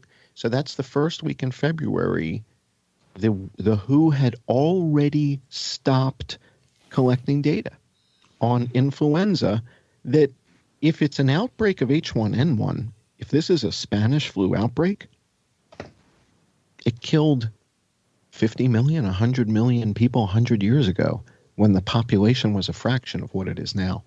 These are some of the projections that I found looking around, and it's remarkable. I mean, to me, this is fake news. When I see a projection like this showing here's where we think is going to happen if you don't wear masks, and if you do wear masks, and if you stay socially distant, how any of this is based on anything other than the fact that only 5 people died in the UK yesterday. This is nonsense. This is an example of what you guys were talking about. This is how you condition the public using fake information. This is just remarkable to me. We'll go to the next slide. There's a couple examples of this. It's very effective as well because human beings are quite prone to it. With a background in structural engineering and technical matters, I'm only too painfully aware of where this can go wrong. There was a mathematician called Alfred North Whitehead who coined a phrase for it. He called it the fallacy of misplaced concreteness, which he defined as the error of confusing a model with the reality it's purporting to describe. I was thinking of something very similar, again from the Scottish Enlightenment, actually, or from that mode of thinking, which is you used to know until very recently, certainly in a Scottish university training, and particularly for medicine, but for other subjects as well, that in order to conclude that X had caused Y, you didn't need just to have sufficient proof that X had caused Y, but you also needed to be able to demonstrate that X had necessarily caused Y. Mm-hmm. And that's the foundation of Enlightenment logical thinking. But it's perhaps no surprise that that's gone by the board. This is, after all, the week when the David Hume Tower at Edinburgh University has been renamed. Oh, boy. Don't tell me it's George Floyd Tower. Well, you're not far away. The reason it's been renamed is because our 17th century philosopher, 18th century philosopher said some things about other races that are no longer deemed acceptable. Oh, okay. So back in the 1600s, and we're going to resolve that now. Good. This is a good time for that. All right, let's go to the next slide, Jason. We'll wrap it up in just another couple slides. So, yeah, these projections, this is like you said, David, it's very effective. This is how they scare the hell out of the public. It looks real official, looks great, but that's not what's happening, right? I've been around data for 35 years and sophisticated systems, and this is not the future, folks. These projections, this is just absolute fallacy. And it's criminal. Like you said, the suicide rates are up. People are killing themselves. People have lost their jobs. They can't pay for their houses. right? People, And this just, is just today, tragic. the Scottish government put out a YouTube video to people, basically telling them to expect to be mentally disturbed as a result of the situation they're in right now. Wow. Exactly. Yeah. Just let me give you a little example. I was speaking to one mother who'd lost her son, aged about 18, and he'd gone to university, and she was aware that he wasn't coping well with this new life, and he'd been to the doctors, and he'd been put on some sort of medication, mental health medication. She was so terrified of COVID and of COVID coming back from the big city and her own health conditions, and COVID was such a big threat. She left. She kept her distance from her own son. Mm-hmm. She didn't realize how bad he was. She didn't realize how desperate the situation was. And tragically, the young man, after appealing several different times to the health services for help, took his own life. And she's left with, if only I had done something differently. Yeah. It's a pitiable situation, and it was certainly contributed to by the lockdown. I hope we reach one family. Mm. So, John, what happens when COVID? The one thing I think we've learned above all else, if I may just a moment, is in all of this campaigning, we don't have a shortage of insightful, intelligent people offering to help, but we do have a shortage of stability of character. It's what we keep finding on all our campaigns and reporting strands. And one viewer put it to me very eloquently. He said, it's not enough for you to have an intellect to go into a battle like this. You need the intuition to be in tune with the intellect before you say anything. If it isn't, you're just wasting your time. But if it is, you may reach people. Oh, I'm hoping we do. I'm hoping we reach people and people say, wait a second, this is not as bad as I'm being told. It's not. Particularly families who will use their intuition, not just their intellect, to work out what to do with their suffering relatives. Indeed. It's fairly remarkable to note, John, that, even just talking about this, we are at risk of some various social media companies saying, you're questioning public health. You're not allowed to question science. You have to absculta. You have to listen and obey. But here we see one of the largest newspapers in England, The Guardian. We always talk about The Guardian. They're asking what happens when flu meets COVID-19. And I would argue that the group that you've assembled here represents experts in the field. And our opinions, right, about this tragedy and our analysis of the data given our collective experience is absolutely relevant. And there's no harmful intent here. We're only trying to help. I mean, if this isn't the most altruistic group of four men that are trying to help people we've never met. YouTube doesn't care about altruism. They just want to stomp on the truth. Well, that's not going to work out well for them. That's just not going to work out, I promise. So now what I expect you guys are going to start to see in the UK is more of this twin-demic nonsense. Now this is the baton zone. So the baton is going to pass from COVID to the flu right before your eyes over the next 10 days because no one is dying in the UK of COVID anymore. If you've got less than 10 people dying a day now, which is what you do, you've got less than, that's a fact, whether YouTube likes it or not, less than 10 people are dying a day in the UK, period. That's according to the UK's Ministry of Health or what have you. So if that's the case, they can't continue the charade much longer, right? As you guys were pointing this out, right? You in Scotland, you rose up, you caused change. The people said, wait a second, this will not stand. Well, we're at that point now where they can't maintain the charade if only 5 or 3 people are dying a day. But so what they're going to layer on the influenza, and you're going to have a nice twin-demic. But it's interesting, John, because you're talking about perpetuating a charade. And I mean, we're talking about truth, we're talking about fake news. I just want to examine logic for a moment, because this headline or the subheadline is saying, they don't know how these seasonal viruses might interact. It might lessen the pandemic, it might increase the pandemic, so you better take a vaccine. Because obviously we've got a binary situation where one outcome is desirable and the other is undesirable. And since we don't know what will happen, you better do something.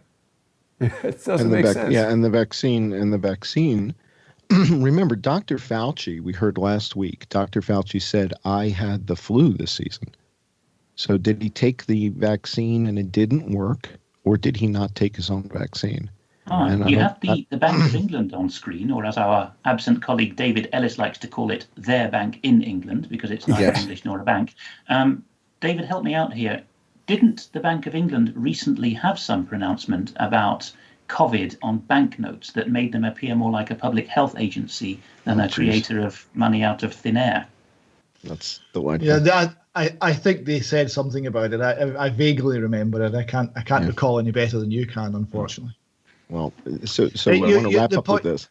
The point you make about people coming together because they understand the numbers is very interesting, right? The joke in the UK is that doctors and members of the medical profession don't understand statistics. They don't understand numbers at all. Right. The only numbers they understand are the numbers that come between the word Mercedes and the letters SLK. Okay, that's right. And there is an element where this is often true, because you have people in positions like chief medical officers, and looking at their background, there's certainly nothing there to suggest that they have a firm grasp of statistics. And the way that people who work with stats all the time and data all the time will be able to look and analyze a situation and take from it some degree of what you might term truth. It is not unique to the medical profession, almost the reverse. So you're looking at people in other professions who are used to dealing with data, who need to be listened to and need to speak out when they see that the policy and the reality are no longer hanging together. Exactly. And you're absolutely right. If there's people in the audience who are listening to us talking about these statistics and stuff, and they're like, man, I'm lost at minute 3 as these guys are going into these numbers, that's normal, right? People who do this stuff with numbers and make charts like I do, this is not typical. Most people aren't that comfortable with this stuff. I've just been doing it for a long time, and I'm trying to make the statistics visual using these charts so that people can quickly figure out what's what, right? What's bigger, A or B? Is one bigger than the other? Which one seems to be worse than the other? And let the audience draw their own conclusions from their official data. And that's one of the things I love about your research and the way you guys operate, is that you're doing very much the same thing we're doing, which is using their information to illuminate the hypocrisy. And two things, I think: hypocrisy, and as you were mentioning a moment ago, John, this curse on public life of be seen to be doing something rather than nothing. To the extent that Edinburgh has a very grand main railway station, Waverley, and there was a photograph in there that we covered, I think just a week ago on David's segment. Network Rail, or ScotRail, I think, had put up a sign saying, "Keep your distance from other passengers to control viruses and bacteria." People have written to, I think it was ScotRail, wasn't it, to say, which bacteria did you have in mind here? It was just a filler word to make things sound grander and more shocking. Sure. I mean, again, a scared populace is really easy to control. And again, this is such a remarkable study on population control and civilization management. And again, this group hypnosis concept.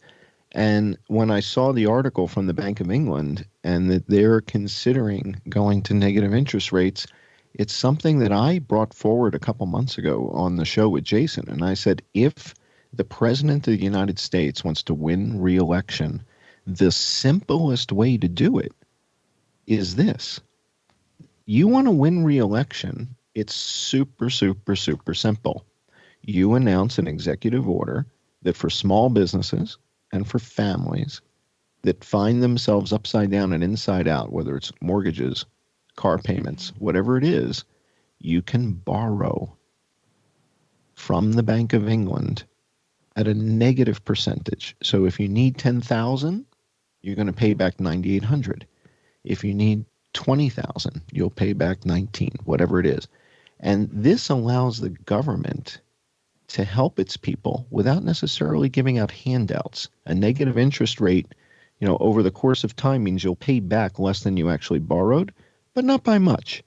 I wonder whether we still have the money for this, because as we reported this week, a consortium of largely hedge funds, as I recall, has told the public and the government that we're going to have to spend £100,000 million to resume normal lives. So a price tag has been put on that. We've been held to ransom for that amount. And even a supposedly wealthy country like Britain, I don't think can afford, on top of that, to be helping people to borrow money for productive purposes. Well, and the Bank of England's policy has been essentially to fund the entire British state, essentially by just printing money and lending it at close to zero interest rate. Right, that's what we do. Because they have there's a UK government overdraft with the Bank of England called the Ways and Means Fund. This was made unlimited. And they've not even touched it yet, because the bank is out there front-running the government, buying government debt just slightly faster than the government is issuing it. So the government's able to borrow at a fraction of a % interest rate all the money to run the entire state at the moment, because the Bank of England's printing it. So it's monetization of the debt. It's just with a few intermediaries in there to conceal what's really happening. So given that there is no gold standard, given that the money is virtually worthless, why not? Why not help everybody out? The Bank of England loses 3% or 5%, or they go upside down by 5%. So what? If every restaurant, if every cafe, if every small business had the ability to borrow £100,000, £50,000, £250,000 to get back into business, and maybe to not make their first loan payment for 9 months or a year, so that they have a chance to get back on their feet, wouldn't that give the government the opportunity to fund the rebirth, the regeneration of the country? And again, people have been paying taxes. You guys have been paying taxes your entire adult lives. This isn't a handout. You funded this government. You built all that stuff.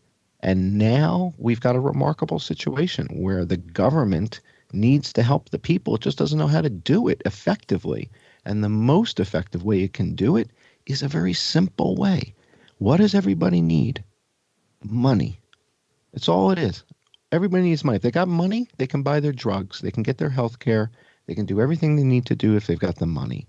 Well, if you invert that, John, if people don't have money by design or by appearance, then they have problems. So if you wish to create problems, you attack take away the money.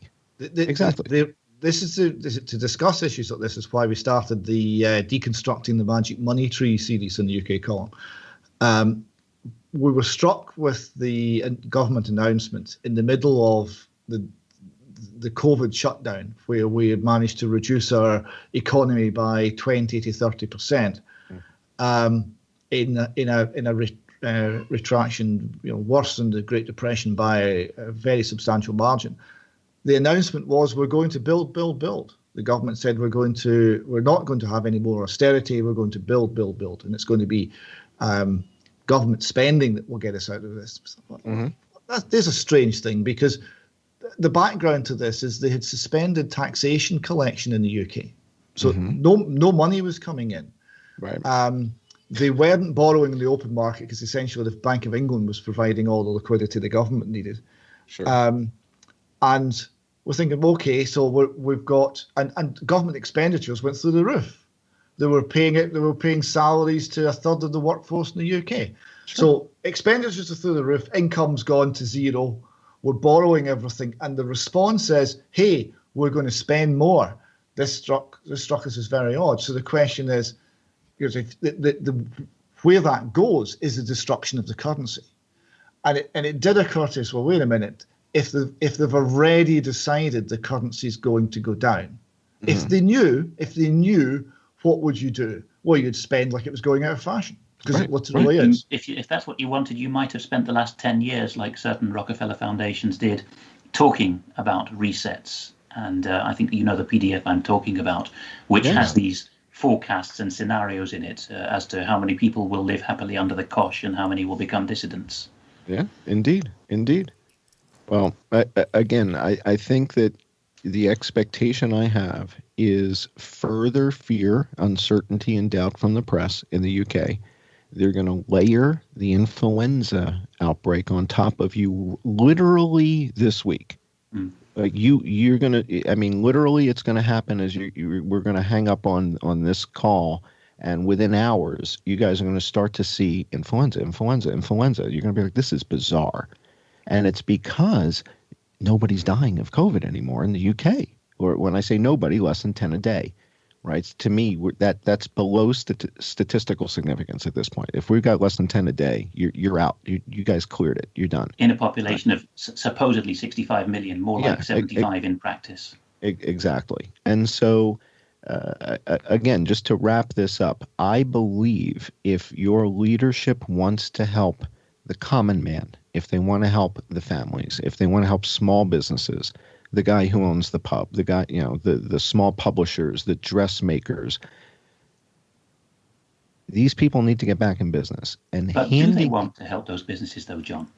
Well, has a decision been taken that small businesses are unsustainable? I mean, some of the reporting we've done from civil service insiders anonymously has said that there have been people rubbing their hands in the corridors of government in London, no doubt in other countries as well, saying, whoopee, the half of the economy we don't want to see survive can now be shut down much more easily. Well, if that's the case, then we're shining a light on them at the same time, and it will become obvious, right? So, again, this comes back to something that Edward Snowden said the other day about censorship on YouTube. When you take off the videos of ISIS killing people, when you take those off of YouTube and people can't see that, well, now people don't understand how horrifying ISIS is. And by covering it up and hiding it, well, what do we show? What don't we show? It's a very, very tough decision, right? I mean, at some point, if we're going to leave the ISIS films on, then what about snuff films? Can you kill a cat and kill a dog and put that on YouTube, and that's okay?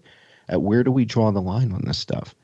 And having the dialogue like this and letting an audience of hundreds or thousands of people hear this type of dialogue, and then using their intuition, saying, wait a second, have I been lied to by the BBC? Have I been lied to by the people I've trusted for years?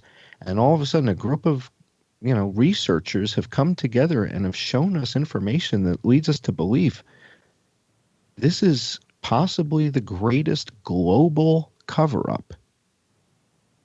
I mean, what compares to this in our lifetimes? I mean, maybe before we all were born, but I don't know of anything. David, I'm guessing you and I are probably the two oldest guys here. In our lifetime, can you think of anything this global in scale? A cover-up of this nature? This type of hysteria. You're right. That's the difference. That's why this is different from things that have gone before, because the decisions have been made on a global basis. The decisions have been made in global institutions. Those institutions are entirely opaque in how they're run and funded, and the people who are influencing those decisions are not elected, they're not selected, they're not responsible. They can walk away if the decisions are bad.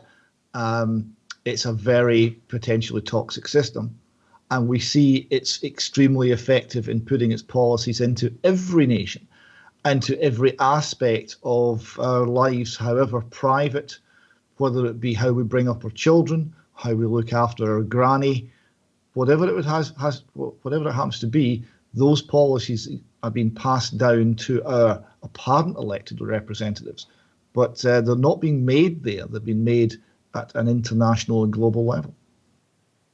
Alex, have you seen anything like this in your years? I mean, back at GCHQ, as far as a cover-up of this scale. Something this global with millions dead. I mean, they're just telling us coronavirus is 1 million, and we're just scratching the tip of it with the influenza. Right? No, they haven't. Now you see the WHO stopped counting influenza. So how many are dead from influenza globally that no one knows about? Is it 4 million, 5 million, 8? I don't know. Even within single ideological blocks, the Five Eyes countries with the very close intelligence partnership, all previous controversies, there was at least one member of those 5 English-speaking nations inside the club that would resile or dissent politely but firmly from consensus, from groupthink on certain matters. But groupthink is a key aspect of what's gone wrong with managerialism now. You know, people who have only been trained from college upwards or even from school upwards to go along with the group. I was a criminologist that was one of the old, of course I post-date the Soviet Union in my career, but that's the label given to someone watching the Eastern Bloc, as was. And the thing that strikes me from that experience is, in its heyday, the Soviet Union could not even coordinate the policies within its own 15 republics within its own state, let alone the penumbra, the satellite states. There was always a dissident country on matters of health crisis or military response or what have you. The speed of it is quite something. And, I think if you go down to the very bottom of that page, Jason, there's an interesting angle on that for people. A charity which pretends to be independent from the BBC, called BBC Media Action, is getting into these countries, in this case Kazakhstan in Russia's underbelly, a former Soviet republic, and through media, and particularly soap opera in this case, is training the next generation of intellectuals and professionals to accept that there are new values in the new world, and that loyalty to your own cadre internationally and to the faceless men of that cadre trumps loyalty to your own people and their elected representatives. The Kazakh steppe may be the largest oil repository that's yet to be tapped in the world right now. Right, so the Kazakhstan is sitting on possibly the largest untapped oil reserve. I'll tell you something. You might just have explained to me. That too. Yeah. You might just have explained to me why Prince Andrew in the mid-2000s was making very frequent trips to Kazakhstan. Yeah. We in the intelligence agencies were seeing the telegrams come through from the Foreign Office. Prince Andrew will be making another visit to Kazakhstan next month. His visit is not official, no coverage. Of course, afterwards, this was tied to his sexual fall from grace, or possibly his links to tycoons. But I always thought there was more to it than that, because at the time he was Britain's official roving trade ambassador. That sounds like a good reason to entrap him in a sexual scandal as well. I think you've just provided the raison d'etre for the entrapment, which is a level of hierarchy people haven't looked at much. There's a significant oil reserve there in Kazakhstan, and they produce a fair amount of oil now, right? There's wealth in Kazakhstan, and the wealth in Kazakhstan is mostly tied to oil. Keeps changing name. That capital city is very New World Order in its architecture and layout. It's like Asia's Washington. There's two major cities. One is Almaty in the southeast, the old capital, and the new one has gone through various names: Akmola, Astana, and most latterly Nur Sultan, I think. Yeah, I know it is Astana. Yeah, Astana and Almaty are the two major cities in Kazakhstan. And from in America, the movie Borat, everybody thinks that Kazakhstan looks like the hills of Romania or something, but Almaty is looks like Denver, Colorado. I mean, it's got modern architecture, and it's like a serious city. So this one that Jason's putting on the map is the brand new capital, Nur Sultan. It's built in a area that's parts of the western US are the same. Absolutely freezes at night and in the winter. Absolutely boils on a summer day. Right. Nobody thought of putting a city there. The old name Akmola actually means white shrine or white tomb. Okay. And this is Astana? It's the same as Astana, right? This is Astana. Yes, exactly. This is Astana, yeah. Almaty is almost on the very edge of the country and is in a much more temperate, hilly area. And that's where the Russians built a beautiful colonial city in the 19th century. But this city is very worrying. It's the geographical and economic pivot that I think is intended for Asia when Asia gets integrated into the New World Order as an economic bloc, along with Europe, which is destined to control Africa and Russia, I think is the plan they have in mind. And, Well, we certainly send a lot of astronauts into space from the Cosmodrome is in Kazakhstan. at the moment, the US has no capacity to service its own space station. It requires the Russian Space Agency. You know, all this poo they throw at the Russians SpaceX in propaganda. conducted the first That's private. commercial. But that's private. Yeah, Well, but that's it's private. an asset that can be used. The government of the United States, NASA, doesn't have an ability to get to the space station. We can't get our guys up there. We literally send them to Kazakhstan and launch them from Kazakhstan. Maybe you should ask your famously wonky German allies whether they have an undeclared launch capacity using unconventional means, because one of the things Gorbachev blew the whistle on in one of his fits of pique is that the Germans off the state in the Congo, actually, through corporate channels, had got a space, a territory that was doing space research. So they have launch capability from the Congo. From the Congo. Well, they did the research there. It's very equatorial, which of course is useful for launch. Nobody controlled it. Yeah. Gentlemen, this conversation has been absolutely fascinating, and I think we're going to need to invite David and Alex back again, but we are definitely out of time. Sorry to cut things short here, but I want to make sure that our viewers know they can get news daily from UK Column by visiting ukcolumn.org, and you can also check out the various YouTube channels, including Northern Exposure. You can see it right there. People can follow Alex on his YouTube channel, and of course, the John E. Hoover YouTube channel. You're going to see simulcasts of our YouTube videos there, as well as John's amazing research. Gentlemen, I want to thank each of you for this really informative review of the information, and we're going to have to keep our eyes open for influenza data. Gentlemen, have an excellent evening wherever you are in the world. I'll speak with each of you soon, and thank you so much for joining us today. Thank you. Thank you, David. Thank you, Al. Really appreciate it. It's been a real pleasure. Thank you very much. Thank you, gentlemen. Likewise. And thanks everybody for watching. I want to remind people that they can see John Cullen Investigates every Friday on patreon.com/IamJohnCullen, subscribestar.com/IamJohnCullen. People can support Crowdsource the Truth by going to crowdsourcethetruth.com. Check out the Counter Lawfare Fund. We'll see everybody soon. Have a great weekend.